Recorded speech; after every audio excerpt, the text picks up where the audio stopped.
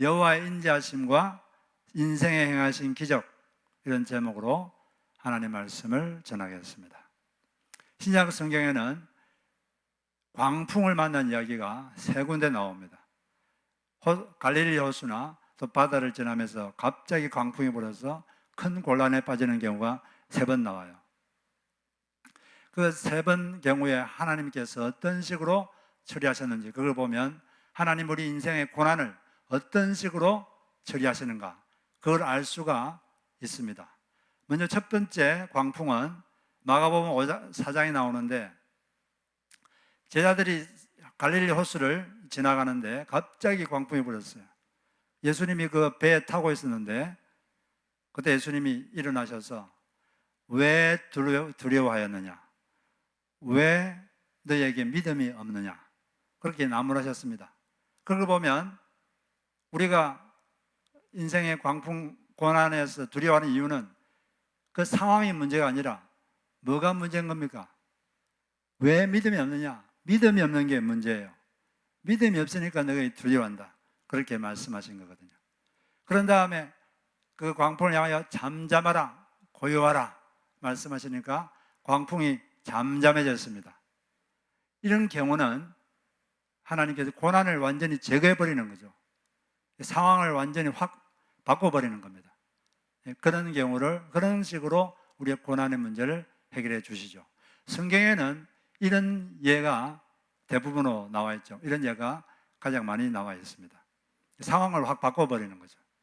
두 번째는 또 어떤 경우냐, 마태복음 14장에 보면 그때도 제자들이 배를 타고 가고 있는데 갑자기 광풍이 불고 막 엄청난 일이 생겼습니다. 그때 예수님께서 바다 위로 걸어오셨어요. 바다 위로 걸어오셨는데 계속 광풍은 불고 있는데, 파도는 치고 있는데 예수님께서 베드로에게 바다 위로 걸어오라 그랬어요. 베드로가 믿음이 있으니까 믿음으로 가니까 광풍은 그대로 있는데, 베드로는 잘 지냈습니다. 아무 문제 없이 광풍 위를 걸었습니다. 이런 경우는 광풍은 그대로 두고 우리를 변화시켜서 잘 지내게 하는 경우죠. 그때 베드로가 믿음이 있으니까 광풍 위를 걸었습니다. 근데 믿음이 없어지니까 빠져버렸죠. 이런 경우 두 번째로 하나님께서 그냥 고난의 상황 그대로 둡니다. 그대로 두는데 우리를 변화시켜서 우리가 광풍 위를 걷도록 하고 그냥 잘 지내도록 하시는 방법이죠. 갑자기 우리 속에 어떤 시각이 바뀌면 바뀌든지, 이 어떤 고난을 보는 시각, 그게 바뀌어도 그런 일이 생길 수 있고, 또 우리에게 갑자기 주님에 대한 신뢰, 믿음이 탁 생기면 또 광풍 위를 걸을 수가 있습니다. 또 주님에 대한 사랑이 또 마음에 탁 생길 때 광풍 위를 걸을 수가 있는 거죠. 주님은 그대로, 상황 그대로 두고 우리를 변화시켜서 그 광풍 위를 걷고 잘 지낼 수 있도록 하는 방법이 있습니다. 세 번째는 사도행전 27장에 나와요. 사도행전 27장에 보면은 바울이 바다를 건너는데 가까이 광풍이 불어서 완전히 배가 다 부서집니다. 그리고 뱃속에 있는 물건들도 다 바다에 집어 던지고 큰 손해가 있었죠. 그런데 그 배가 결국 멜리데섬에 이렇게 불시착하게 되죠. 거기서 멜리데섬에 바울이 가가지고 그 사람들의 병을 고치고 그들에게 복음을 전하고, 바울 때문에 그 성이 복음화됐죠. 그리고 그 섬 사람들의 도움으로 원래 가려고 했던 목적지에 도착하게 됩니다.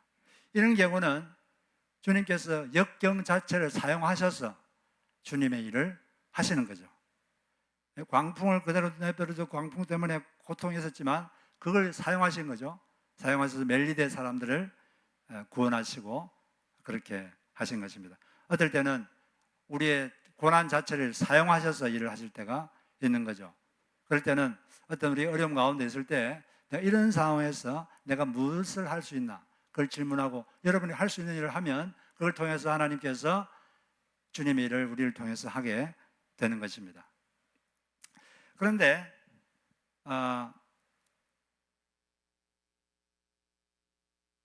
이런 여러 가지 그 광풍이 오는 그 이유를 보면 첫 번째, 처음에 두 번은 뭐 사람이 잘못한 게 없습니다. 그냥 자연 현상이에요. 갑자기 자연 현상이 생겨서 그런 어려움을 겪게 된 거죠. 마찬가지로 우리는 지금 저주받은 지구 환경에 살고 있습니다. 아담과 하와가 타락한 이후에 이 지구는 저주받았어요. 이 지구에는 많은 세균이 있고 박테리아가 있고 바이러스가 창궐합니다. 그리고 자연재해도 있고 이런 데 살다 보면 무작위로 예수 잘 믿어도 당할 수 있습니다. 그렇지만 물론 주님이 보호하시죠. 그리고 우리가 주님께 보호해달라고 기도하면 주님의 보호하심은 더 강해집니다. 그럼에도 불구하고 이 지구는 천국이 아닙니다. 천국이 아니기 때문에 우리 하나님의 보호하심은 완벽하지 않아요. 100% 완벽하지가 않습니다. 그렇기 때문에 우리는 어떻게 해야 되느냐? 뭘 해야 되죠? 조심해야 돼요. 네, 조심해야 됩니다. 조심하는 것이 고난을 덜 받는 방법이죠. 그리고 또 이 고난을 받는 이유는 여러 가지가 있습니다. 어떨 때는 바울의 경우는, 사도행전의 경우는 다른 사람들 잘못 때문에 생기는 거죠. 바울은 어떤 영감이 있어서 지금 항의하면 배와 우리 사람들이 큰 손해를 당합니다. 지금 항의하면 안 됩니다. 그랬는데 그 선장과 선주가 고집을 부렸어요. 지금 해야 된다. 그걸 그 로마의 백부장이 받아들여서 그냥 항의를 하게 돼가지고 그렇게 큰 손해를 받게 된 거죠. 이런 경우는 다른 사람들의 어떤 잘못, 그것 때문에 이런 고난이 생긴 겁니다. 그래서 우리는 다른 사람들의 잘못이나 다른 사람들의 어리석음, 다른 사람들의 악의에 당하지 않도록 어떻게 해야 될까요? 지혜롭게 행동해야죠. 지혜롭게.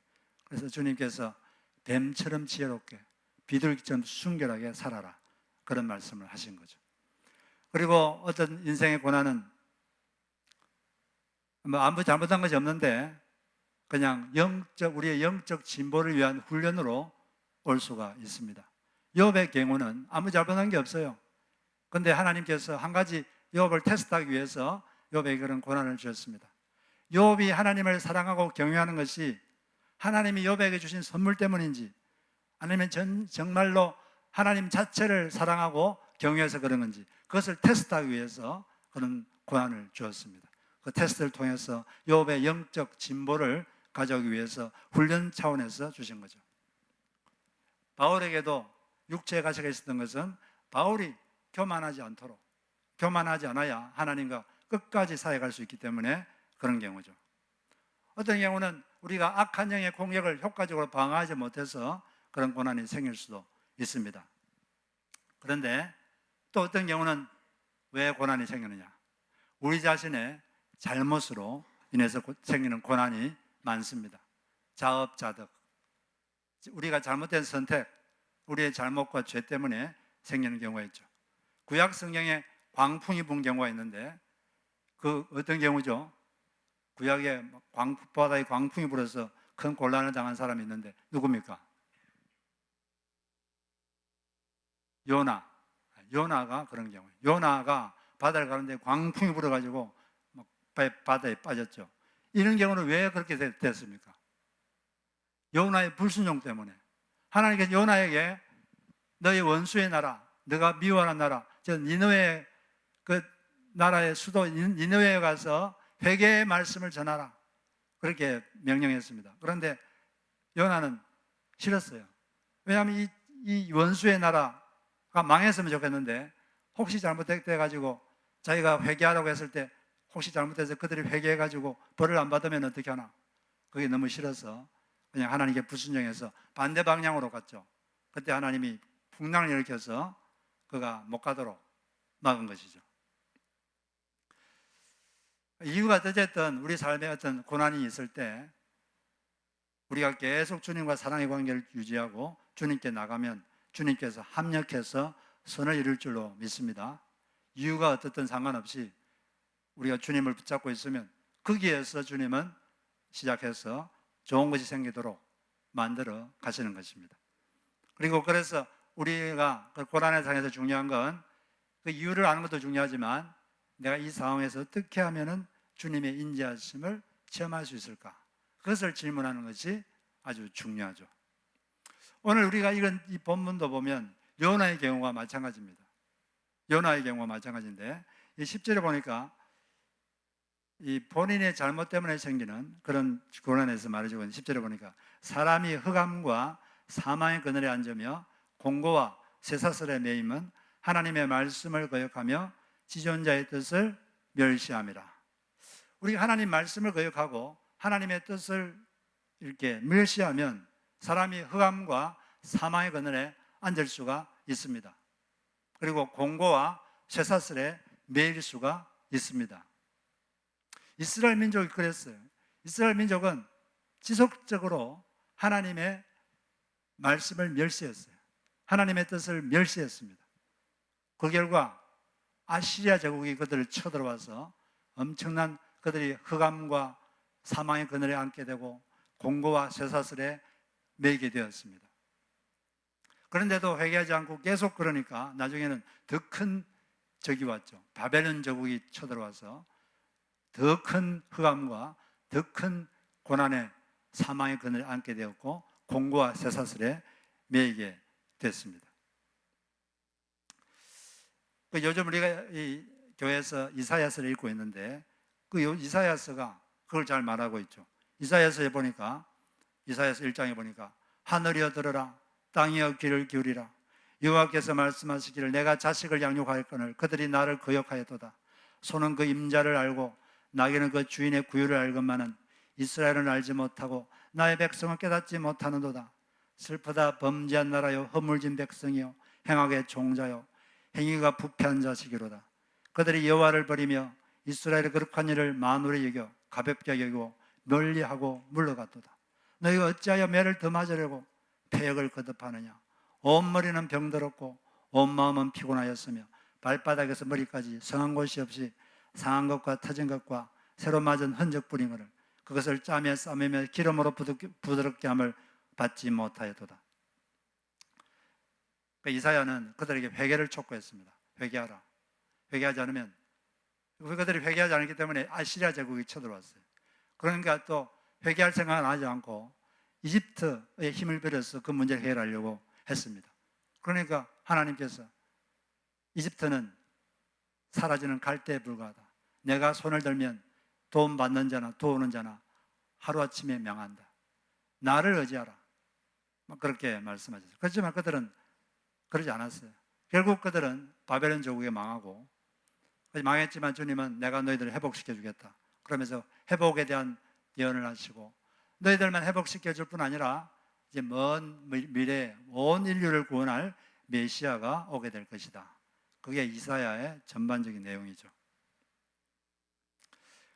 그래서 우리가 하나님의 뜻에 순종하고 하나님의 말씀을 거역하지 않는 이유는 제일 첫 번째 이유는 우리가 하나님을 사랑하기 때문입니다. 사랑하기 때문에 우리가 사랑하는 연인에 대해서는 그 사람이 싫어하는 건 안 하게 되고 또 좋아하는 건 하려고 그러죠. 그것처럼 하나님을 사랑하니까 그분이 싫어하는 건 안 하고 또 좋아하는 건 하려고 하는 거죠. 근데 동시에 우리가 하나님께 순종해야 되는 이유는 불순종했을 때, 거역했을 때 오게 될 나쁜 결과에 대한 두려움, 나쁜 결과에 대한 두려움, 이것이 또한 우리가 주님께 순종하고 그분을 받아들여야 되는 이유가 되어야 되는 것입니다. 그래서 이렇게 하나님 백성들이 이렇게 하나님께 거역하고 했을 때 어떻게 됐느냐. 12절을 보니까 그러므로 그가 고통을 주어 그들의 마음을 겸손하게 하셨으니, 그들이 계속 하나님을 거역하고 그러자 하나님이 그들에게 고통을 주었습니다. 왜냐하면 사람이라는 게 고통이 없으면 변화하지가 않거든요. 고통이 없으면 익숙한 자리에서 떠나질 않습니다. 그래서 하나님은 고통을 준 거예요. 이 고통을 준 것도 하나님의 인자하신 발로인 것입니다. 그런데 이렇게 고통을 주신 목적이 뭔가? 목적이 뭐죠? 고통을 줘 뭘 하려고? 그들의 마음을 겸손하게 하셨으니, 겸손하게 하기 위해서 주님께서 그들에게 고통을 보내었다. 이 겸손하다, 이걸 히브리어 원어로 보면 bring their heart down, 그들의 마음을 낮게 만들기 위해서. 겸손은 모든 신앙의 덕목의 뿌리입니다. 이 겸손이 없으면 곧 다른 덕목들도 타락하게 돼요. 끝이 안 좋습니다. 뿌리가 튼튼하면 열매도 아름답죠. 순종도 겸손해야 할 수 있어요. 계속 순종하려면 계속 겸손해야 돼요. 빌립보서 2장 8절에 보니까 예수께서 하나님께 아버지께 순종한 이유도 겸손했기 때문이다. 2장 8절에 자기를 낮추시고 죽기까지 복종하셨으니, 예수께서 죽기까지 아버지께 복종했던 이유가 뭡니까? 자기를 낮추셨기 때문에 가능했던 거죠. 우리도 우리를 낮추어야지 순종할 수가 있습니다. 하나님께 순종할 수 있고, 또 하나님께서 자기 위에 세운 사람에게 순종할 수가 있습니다. 겸손하지 않으면 하나님과 또 사람에게 순종할 수가 없어요. 또 사랑하는 것도 마찬가지. 사랑하는 것도 겸손하지 않으면 사랑할 수가 없습니다. 성경에서 사랑하라 이 말은 사랑스러운 사람을 사랑하라 그런 말이 아니에요. 사랑스러운 사람은 쉽게 사랑이 됩니다. 뭐 노력하지 않아도 저절로 되죠. 성경에서 사랑하라 이 말은 사랑스럽지 않는 사람, 사랑하기 힘든 사람, 그 사람을 사랑하라는 거예요. 근데 그런 사람을 사랑하려면 겸손하지 않으면 절대 못합니다. 겸손해야, 자기를 낮추어야, 자기 자신에 대해서 지나치게 높은 견해를 갖지 않고 자기를 낮추어야지 계속 사랑할 수가 있는 거죠. 그리고 겸손하면 천국을 쉽게 체험할 수가 있습니다. 예수님이 하신 말씀 중에 심령이 가난한 자는 복이 있나니 천국이 저희 것이다 말했는데, 여기서 복이 있다 이 말은 좀 쉬운 말로 하면 행복하다. 심령이 가난한 사람이 행복하다. 행복의 비결은 환경이 있는 게 아니라 영의 상태, 심령이 영인데 영혼의 상태에 달려 있다는 것입니다. 물론 환경도 중요하지만 훨씬 중요한 게 그 사람의 영혼의 상태가 어떠냐, 이것에 그 행복이 달려 있다. 그럼 어떤 사람이 행복하냐? 영이 가난한 사람. 가난하다 이 말은 이 헬라 말로 프토코스라는 단어인데 완전히 파산한 상태, 완전히 파산해서 남의 도움 없이는 살아갈 수 없는 상태, 그런 상태가 이 프토코스, 가난하다. 이게 영이 가난한 거니까 영이 완전히 파산한 상태예요. 내세울 게 없는 상태. 아무것도 내세울 게 없습니다. 자기의 도덕성도 내세울 게 없고 하나님 앞에서 아무것도 내세울 게 없는 완전히 하나님께 의존한 상태. 자기의 의도 내세울 게 없고, 그러니까 자기 자신에 대해서 높은 견해를 갖지 못하는 거죠. 그냥 자신의 연약함과 누추함을 하나님 앞에 기억하고, 한마디로 말하면 겸손한 사람입니다. 겸손한 사람. 심령이 가난하다는 말은 겸손한 사람. 이 사람이 복이 있다, 행복하다. 사람이 이렇게 겸손하면 만족하기가 쉽습니다. 까다롭지 않아요. 까다롭다는 게 무슨 뜻입니까? 까다롭다. 여러분 살다 보면 좀 까다로운 사람이 있죠. 까다로운 사람은 옆에 같이 있기가 쉽습니까? 어렵습니까? 상당히 힘들어요. 까다롭다는 게 뭐냐면은 만족시키기가 어렵다. 까다로운 사람은 그 사람을 만족시키는 게 엄청나게 어려워요. 이걸 해주면은 또 이게 문제고, 저걸 해주면 또 저게 문제고, 하나를 하면 또 다른 게 문제고, 너무 힘들어요. 왜 그러면 그 사람은 까다로울까요? 왜 까다로울까요? 겸손하지 못해서. 사람이 마음이 낮으면 쉽게 만족해집니다. 사람에 대해서도 만족하고 또 주변 상황에 대해서도 만족하고. 근데 마음이 까다로우면 그게 잘 안 되고, 그러니까 마음이 불행하죠. 천국에 오질 않아요. 근데 마음이 겸손하면 쉽게 천국을 누립니다. 쉽게 천국을 누리고 천국의 기쁨이 있고 마음의 천국의 평안이 있고 그렇게 되는 거죠. 그런 상태에서 천국의 삶을 살 수가 있게 되는 것입니다. 그래서 심령이 가난하지 못하고 마음이 겸손하지 못한 사람의 특징은 분이 잘나고 남을 정죄를 잘한다는 거죠. 왜냐하면 내가 잘났다 그런 생각이 많기 때문이고, 내가 굉장히 옳다 그런 생각이 강합니다. 다 오는 건 아닌데 굉장히 옳아요. 그렇기 때문에 이게 짜증이 잘 나고 화가 잘 나고 남을 정죄하는 게 잘 됩니다. 그래서 우리가 살다 보면 막 짜증이 나고 화가 나고 또 자꾸 남이 자꾸 정죄가 되고 그러면 바로 알아야 돼요. 아, 내가 지금 교만하구나. 내가 지금 교만해졌구나. 내가 지금 그때 빨리 무릎을 꿇어야 돼요. 하나님 앞에. 하나님, 제가 교만해졌습니다. 제가 겸손하지 못합니다. 그리고 무릎을 꿇고 회개할 때 다시 마음이 낮아지고 천국의 보화가 그 사람에게 오게 되는 것입니다. 마음이 낮은 자에게 천국의 보물이 그 사람에게 오는 거죠. 그렇기 때문에 하나님은 이 겸손한 사람에게 은혜를 주십니다. 사울 왕이 처음에는 아주 겸손했어요. 자기를 높이지 않았습니다. 그때는 성령님이 그에게 가득 임해 있었습니다. 그래서 암몬 군대가 쳐들어왔을 때 그에게 성령이 임해서 도저히 이길 수 없었는데 그의 리더십과 성령의 능력으로 암몬군을 물리쳤어요. 근데 조금 있으니까 이분이 마음이 높아졌어요. 막 권력의 맛을 보고 마음이 높아지니까 자기를 자꾸 높이고 자기를 위해서 기념비도 세우고, 그러니까 하나님께서 거기에서 은혜를 철회시켜 버렸어요. 은혜를 그냥 빼앗아 버렸습니다. 그러니까 블레셋 전투에서 죽었어요. 같은 날 자기 아들들하고 다 같이 죽어버렸어요. 은혜가 철회되니까 이런 아주 비참한 일이 생기는 거죠. 그리고 또 다니엘서 10장 12절을 보면 천사가 다니엘에게 이르되 다니엘아, 두려워하지 말라. 너가 깨달아야 하여 내 하나님 앞에 스스로 겸비하기로 결심하던 첫날부터 너의 말이 응답되었으므로 내가 너의 말로 말미암아 왔느니라. 하나님께서 다니엘의 기도를 응답하신 이유가 뭡니까? 너가 마음을 겸비하게 하기로 결심한 그 첫날에 바로 응답이 떨어졌다. 그래서 겸손함이 있으면 끝이 아름답습니다. 끝이 아름다워요. 성경의 모든 가치는 겸손과 함께 갈 때 끝이 좋습니다.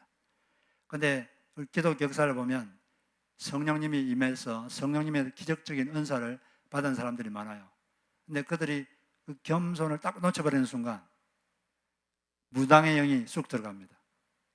무당의 영이 쑥 들어가면 그 사람 마음속에 탐욕이 생기고 남을 통제하려는 마음이 생겨요.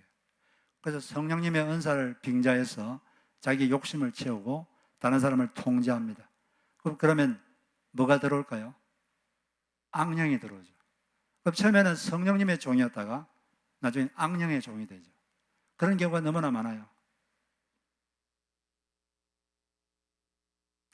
이 겸손이라는 것은 제가 자주 말하지만 하나님 앞에서 자기의 모습을 비교할 때 생기는 거예요.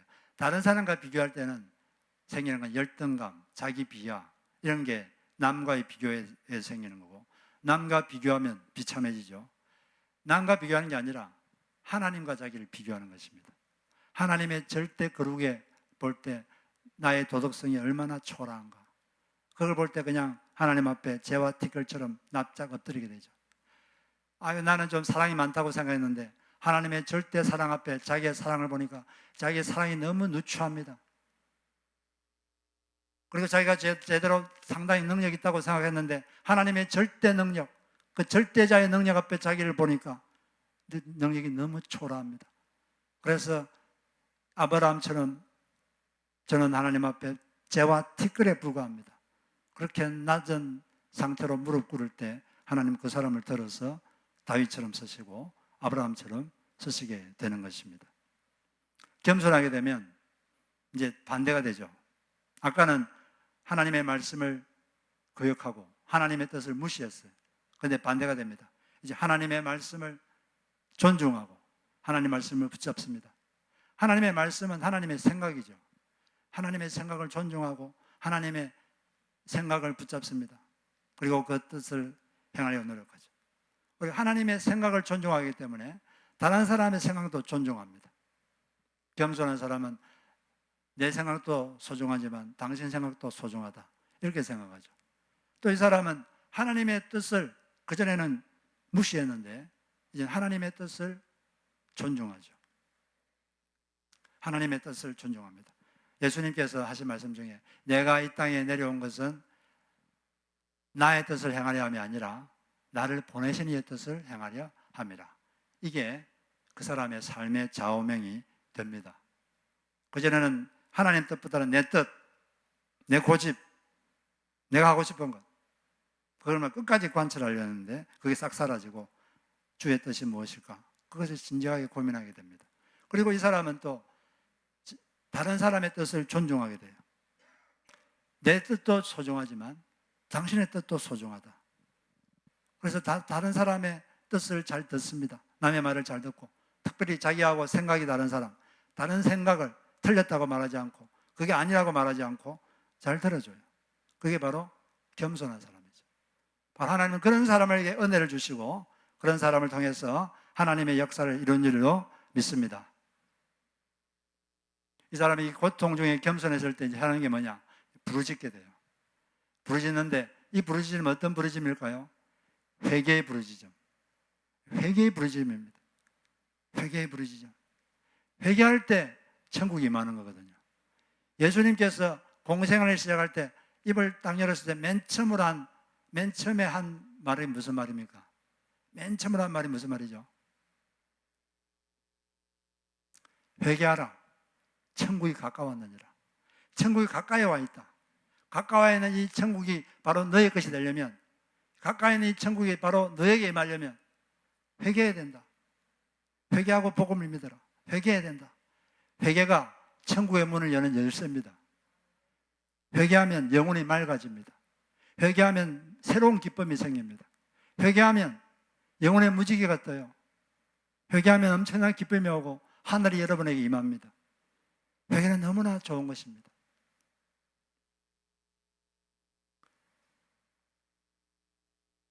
옛날에 제사장들은 성소에 들어가기 전에 반드시 손과 발을 물두멍에서 씻었습니다. 안 씻고 성소에 들어가면 바로 죽었어요.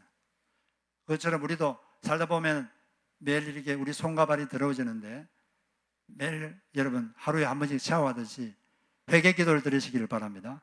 그럴 때 우리 영혼이 맑아지고 새로운 기쁨이 생기고 우리는 새로워지는 것입니다. 그 회개 중에 회개하면서 막 부르짖으면 하나님께서 우리 부르짖음을 들으시고 우리를 얽매여 있던 줄을 끊어주십니다. 이에 그들이 환난 중에 여호와께 부르짖음에 그들의 고통에서 구원하시되 흑암과 사망의 그늘에서 인도하시고 얽어맨 줄을 끊으셨도다. 내 쇠빗장을 끄으셨도다. 우리가 회개하며 부짖을 때 쇠빗장이 끊기고 얽어맨 줄이 끊어집니다. 하나님께서 자기에게 거역하는 자에게 고통을 주는 것도 하나님의 인자하심과 인생에 행하신 기적입니다. 그리고 고통 중에 겸손해지는 것도 하나님의 인자하심이고 하나님이 인생에 행하신 기적입니다. 그리고 그 겸손한 마음으로 부르짖게 하는 것도 하나님의 인자하심이고 하나님의 기적이에요.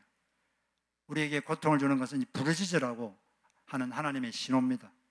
그리고 그렇게 부르짖을 때 하나님께서 얽매인 줄을 확 끊는 것도 하나님의 인자하심이고 하나님의 행하신 기적인 줄로 믿습니다.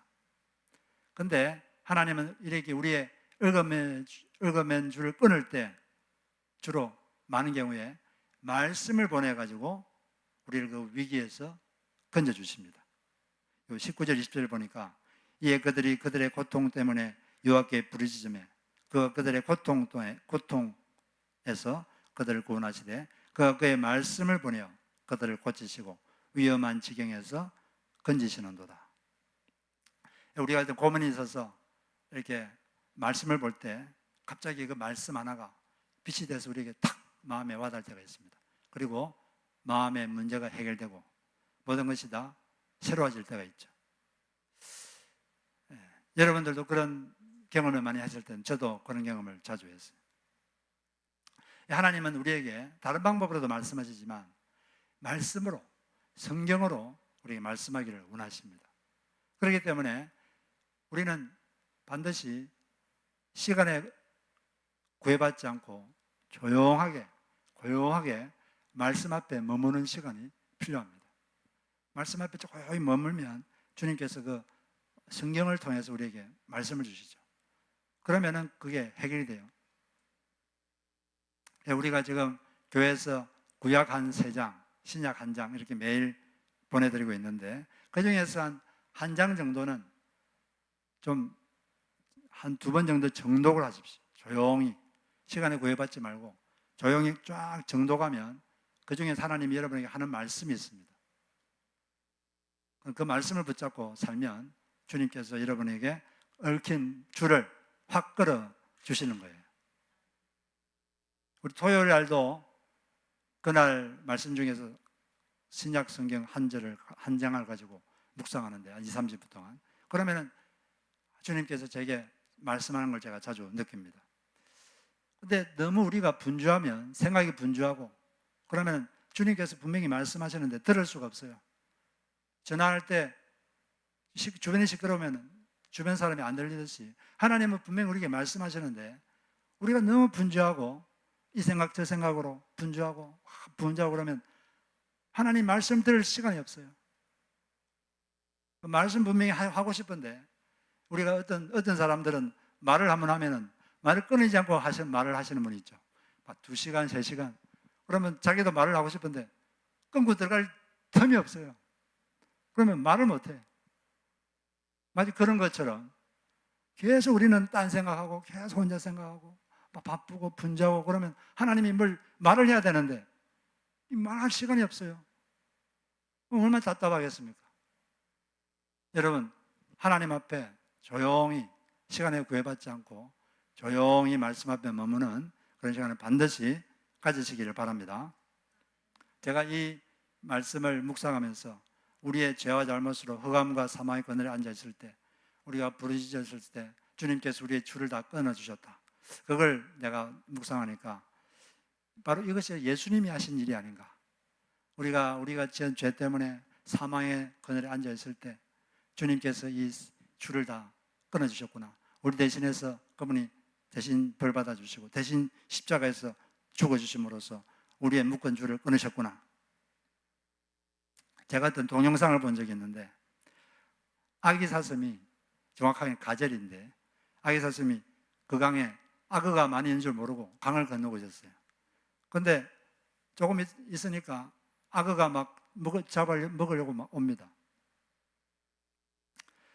그런데 그걸 멀리서 보고 있던 엄마 사슴이 막 뛰어와요. 그리고 악어와 새끼 사이에 딱 섭니다. 왜 섰을까요? 나를 잡아먹으라고. 내 아기는 살려주고 나를 잡아먹으라. 그래서 이제 아기는 잘 지나갔는데 어미는 죽었죠. 근데 어미가 그 악어에게 먹히기 전까지 계속 보고 있는데 뭘 보고 있었죠? 아기를 계속 보고 있는 거예요. 죽을 때까지. 너는 살아라. 내가 죽을 테니까 너가 살아라. 그리고 죽었습니다. 이게 바로 우리 예수님께서 하신 일입니다. 우리의 잘못 때문에 우리가 죽어야 되는데 예수님께서 막 달려와가지고 대신 죽어주신 거죠. 우리를 살리려고. 이 예수님의 인자하심은 평생 우리를 따르고 있습니다. 그때만 한 게 아니라 평생 우리의 삶 가운데 예수 그리스도의 인자하심과 우리 행하신 기적은 지금도 우리 가운데 있는 것입니다. 우리가 다 양 같아서 그릇 행하여 각기 제 길로 갔거늘 여호와께서는 우리 모두의 죄악을 그에게 전가시키셨도다. 우리가 할 일은 뭡니까? 우리가 할 일은 이 주님께 감사드리고 그리고 노래하면서 그가 행하신 일을 선포하는 거예요. 22절에 있는 말씀처럼 이 주님께 감사하시고 이 예수께서 여러분에게 하신 일을 많은 사람들에게 전파하는 여러분 되시기를 주의 이름으로 축복합니다. 같이 우리가